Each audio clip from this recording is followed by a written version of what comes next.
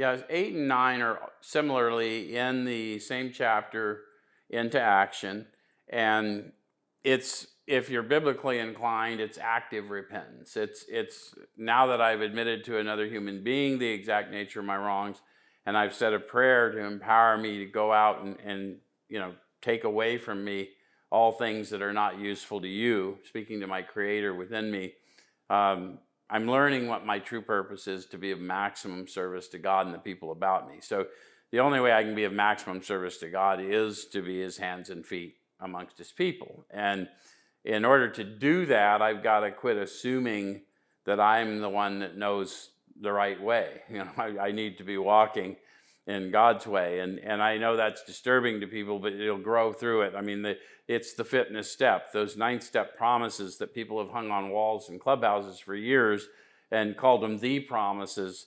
I'm glad they're hanging there, but it's a disservice to people who are never introduced to the manner of living. The reason we fear 9 is because I'm going to have to go approach people and admit some of the gnarly things I've done to them, and perhaps even pay them back for some of the more larcenous activities I was engaged in. And so those types of things scare us, coming from a place of poverty.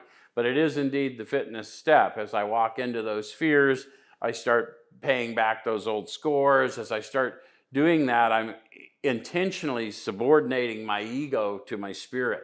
And so I'm experiencing fear, but I'm not walking in fear. And you cannot live in this world as a righteous man or woman unless you can subordinate your ego, subordinate your fears to the spirit within you, and walk as if you hadn't a care, because that is demonstrable. That is indeed the works that we're looking at. The works they're looking for me to demonstrate are not acts of righteousness per se, but acts of compassion, acts of empathy, acts of selflessness that people catch me in, not that I declare. Light is self-evident.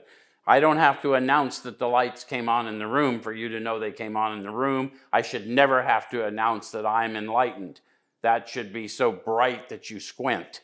And if it is not, I've got work to do, not convincing, but subordinating my ego and going forward in my own spiritual growth.